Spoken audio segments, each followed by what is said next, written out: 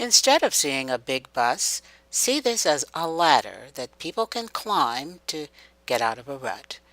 If you're unemployed and need skills to get a job at a nearby automotive plant, or maybe you already have a job in the auto industry but want to move up to a better position, this mobile classroom and training lab could help you.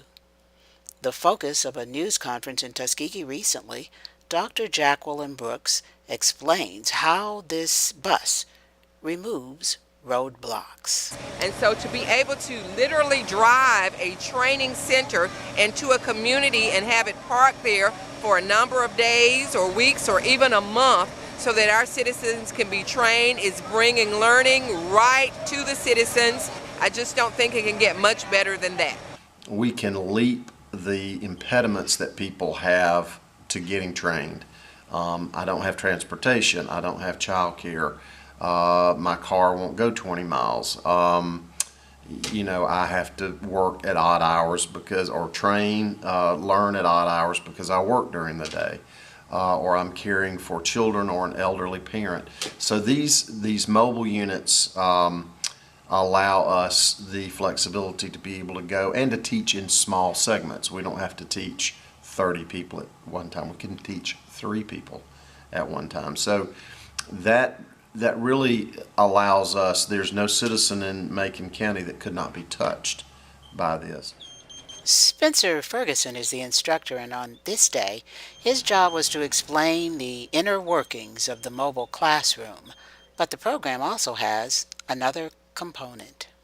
An on-site class at our Career Tech Center that happens in the evenings where we can have adult learners sign up for additional and more in-depth and engaged training as well with a FANUC robot. So like I said, it has 12 different movements, okay? Here's your end of arm, then you can move the tool. And so for somebody to actually program a robot, what you do is you actually move this thing to a certain point. You drop that point in your program, you move it to the next point that you want to go to. You drop it in your program, and so on and so forth. And you can actually make it to where it's a linear move, or you can actually make it to where it's a fluid move. So it's kind of like an art.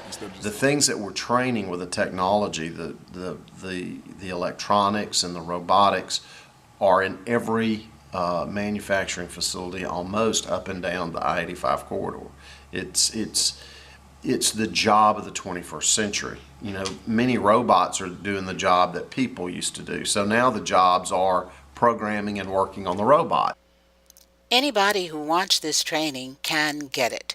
It brought Ken Hambly in from Lake Martin.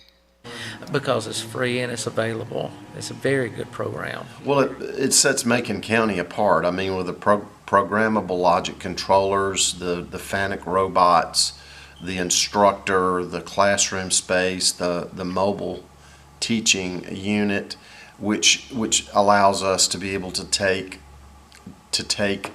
state-of-the-art training for the jobs that are along the I-85 corridor right to where people live. Now, this program's for high school students who are dual enrolled at Trenholm State Community College and adults who can attend evening classes. Getting the adults to sign up for the evening classes, especially from the local community, is a big challenge. How hard is it? Can anybody off the street come in and master these skills? We do look for, I believe, a 9th grade math level and a 10th grade reading level. So it does take some basic knowledge to understand. But I would say that I think that a lot of people off the streets can probably get this. If they were to come in, it might just take them a little bit longer.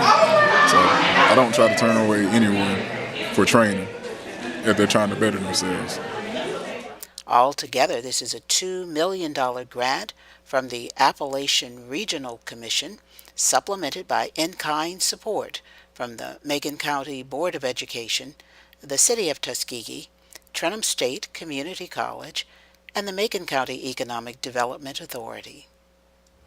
Well, it makes me feel we got a great return on the investment. It was really a no-brainer to be involved in this particular project. Workforce development is essential today in not only keeping companies, but in landing companies to know that your local populace is trained and ready for the tasks that specific industry needs. And so I think the ROI on our in-kind investment here is monstrous. So for somebody to actually program a robot, what you do is you actually move this thing to a certain point. You drop that point in your program, you move it to the next point that you